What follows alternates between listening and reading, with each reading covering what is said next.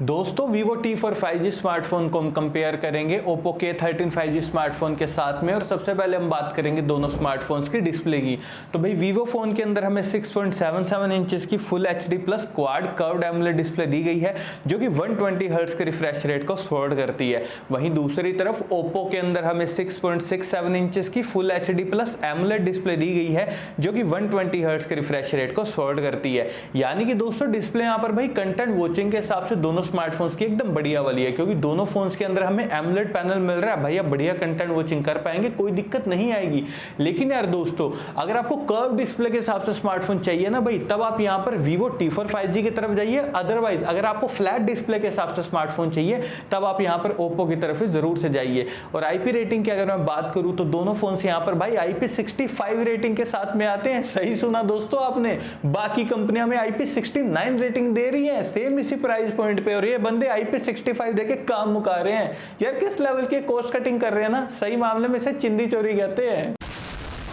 और operating system की अगर मैं बात करूं तो दोनों phones out of the box Android 15 के साथ में आते हैं, जहां पर दोस्तों Vivo का फोन FunTouch 15 पर बेस्ड है, वहीं दूसरी तरफ Oppo फोन ColorOS 15 पर बेस्ड है। और आपको बता दूं दोस्तों ऑपरेटिंग सिस्टम और UI के मामले में यहां पर दोनों स्मार्टफोन भी बढ़िया है, उसमें आपको कोई दिक्कत नहीं आएगी। लेकिन दोस्तों जो ब्लोटवेयर मिलेंगे ना आपको दोनों फोन में भर भर के, उसका हम कुछ नहीं कर सकते।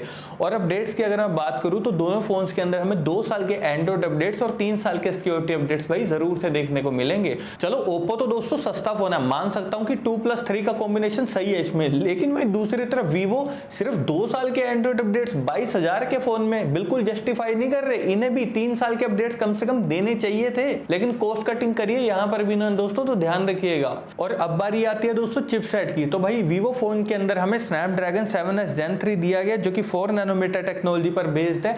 वहीं दूसरी तरफ Oppo के अंदर हमें Snapdragon 6 Gen 4 दिया गया जो कि 4 नैनोमीटर टेक्नोलॉजी पर बेस्ड है।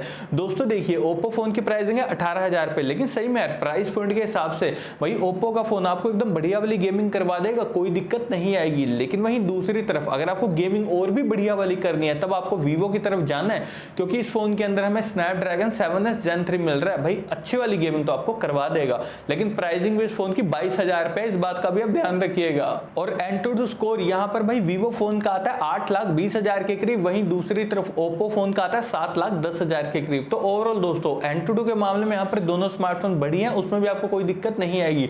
लेकिन स्टोरेज की अगर मैं बात करूं तो दोस्तों Vivo फोन के अंदर हमें UFS 2.2 वाली स्टोरेज दी गई है, वही पुराने जमाने की स्टोरेज दी है इन्होंने यार।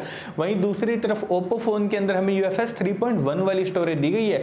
तो बढ़िया स्टोरेज के मामले में यहाँ पर डेफिनेटली Oppo का फोन ही विनर है। और दोस्तों दोनों फोन यहाँ पर LPDDR4X रैम को सपोर्ट करते हैं। और देखिए दोस्तों इन दोनों ही फोन को मैंने टैग कर दिया, व्यू प्रोडक्ट्स के थ्रू जाकर आप उन्हें डायरेक्टली फ्लिपकार्ट से परचेज कर सकते हैं। और अब बारी आती है भाई बैक कैमरा सेटअप की। तो दोनों फोन्स के बैक में हमें ड्यूल कैमरा का सेटअप दिया गया है। और दोस्तों इनका कैमरा सेटअप है बिल्कुल सेम है, यानी कि जो मेन कैमरा 50 मेगापिक्सल का, डेप्थ कैमरा है 2 मेगापिक्सल का। दोस्तों भी आप स्क्रीन के ऊपर Oppo K13 5G के कैमरा सैंपल्स देख रहे हैं कि यहाँ पर इसके मेन कैमरा ने डिटेलिंग को कितनी बढ़िया तरीके से कैप्चर किया है। और मुझे नेचुरल डिटेलिंग देखने को मिली है भाई Oppo K13 के कैमरा सैंपल्स में। लेकिन वही दूसरी तरफ दोस्तों अगर आपको एकदम वेल ऑप्टिमाइज्ड कैमरा सेटअप वाला फोन चाहिए जहां पर आप नेचुरल डिटेलिंग में फोटोज क्लिक कर पाओ और आपको पोर्ट्रेट शॉट्स भी एकदम बढ़िया वाले क्लिक करने हैं, तब आपको यहाँ पर डेफिनेटली जाना है Vivo फोन की तरफ। भाई Vivo का जो मेन कैमरा है ना 50 मेगापिक्सल का, भाई एकदम नेचुरल डिटेलिंग में आपकी फोटोज क्लिक कर देगा। लेकिन दोस्तों ध्यान दिया अपने दोनों फोन्स में हमें 2 मेगापिक्सल का डेप्थ कैमरा मिल रहा है जो कि यूजलेस है। भैया अल्ट्रा वाइड हमें दे सकते थे यार, एक 18,000 रुपए का फोन है, एक फोन 22,000 रुपए का, फिर भी अल्ट्रा वाइड कैमरा नहीं दिया। ये भी चिंदी चोरी वाली काम है दोस्तों, ध्यान रखना। और मैक्सिमम वीडियो रिकॉर्डिंग आप दोनों फोन्स के बैक कैमरा से 4K तक 30 FPS पर कर सकते हैं। लेकिन वीडियो स्टेबलाइजेशन की अगर मैं बात करूं तो दोस्तों Vivo फोन तो OIS प्लस EIS टेक्नोलॉजी को सपोर्ट करता है, बढ़िया बात है।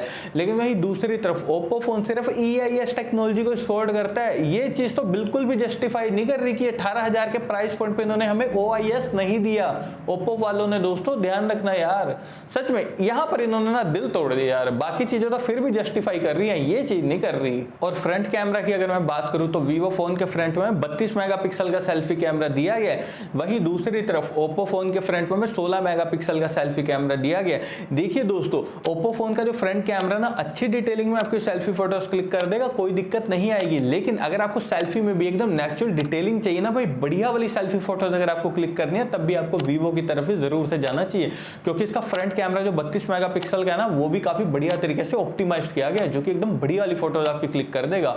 और मैक्सिमम वीडियो रिकॉर्डिंग आप वीवो के फ्रंट कैमरा से 4K तक 30 FPS पर कर सकते हैं, बढ़िया बात है। लेकिन ओप्पो के फ्रंट कैमरा से आप सिर्फ 1080 पिक्सल तक वीडियो रिकॉर्डिंग 30 FPS पर ही कर सकते हैं। तो यहां पर दोस्तों वीवो का फोन ही विनर है। बैटरी डिपार्टमेंट की अगर मैं बात करूं तो वीवो फोन 7300 mAh बैटरी के साथ में आता है, जो कि 90 वोट की फास्ट चार्जिंग को सपोर्ट करता है। वहीं दूसरी तरफ ओप्पो फोन के अंदर हमें 7000 mAh बैटरी दी गई है, जो कि 80 वोट की फास्ट चार्जिंग को सपोर्ट करती है। दोस्तों दोनों फोन्स के साथ में आपको भाई 1.5 दिन से भी ज्यादा का बैटरी बैकअप काफी इजीली मिल जाएगा, कोई दिक्कत नहीं आएगी। और नेटवर्क कनेक्टिविटी के लिए दोनों फोन ट्रूली 5G कनेक्टिविटी के साथ में आते हैं। 3.5 mm जैक हमें दोनों फोन्स में किसी में भी नहीं दिया गया। लेकिन दोस्तों स्पीकर, वीवो फोन सिर्फ सिंगल स्पीकर के साथ में आता है, सही में दोस्तों सिंगल स्पीकर दिया है इन्होंने। वहीं दूसरी तरफ Oppo phone dual stereo speaker के साथ में आता है। और सिक्योरिटी के लिए हमें दोनों फोन्स के अंदर under display fingerprint sensor plus face unlock देखने को मिल जाता है। और अब लास्ट में हम बात करते हैं प्राइसिंग की। तो देखिए दोस्तों, वीवो फोन के 8+128GB वेरिएंट की प्राइसिंग है 22,000 रुपए। वहीं दूसरी तरफ ओप्पो फोन के 8+128GB वेरिएंट की प्राइसिंग है 18,000 रुपए। और अगर मैं यहाँ पर अपना पॉइंट ऑफ व्यू दूं ना इन दोनों स्मार्टफोन के लिए, तो देखिए दोस्तों 18,000 के प्राइस पॉइंट पे भाई ओप्पो का फोन बढ़िया डील है, आप इसे डेफिनेटली बाय कीजिए। लेकिन वहीं दूसरी तरफ गेमिंग अगर आप और भी बढ़िया करनी है, कैमरा सेटअप और भी अच्छा चाहिए, तब आपको वीवो की तरफ ही जरूर से जाना चाहिए।